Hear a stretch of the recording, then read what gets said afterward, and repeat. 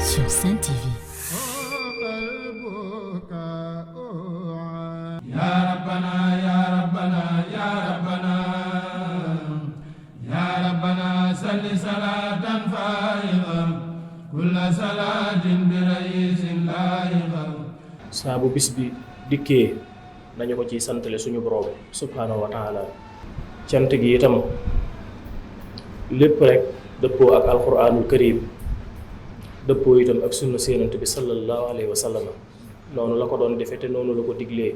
bis boo xam ne dañ ciy tudd yàlla lu baree bari di ci def addiya te yàlla tax di ci def ay xitma ak ay bernde te jëmmi suñu boroom tax. mbirum Sëriñ Tuubaa jaayante ak suñu boroom la subhaanahu wa taala. gëm ko wéetal ko bëgg ko jàpp ko topp ko. sëriñ bi muriidullaahi la woote. ñi bëgg a dem ci yàlla daf leen a woone leen nañ ñëw mu yóbbu leen ci yàlla.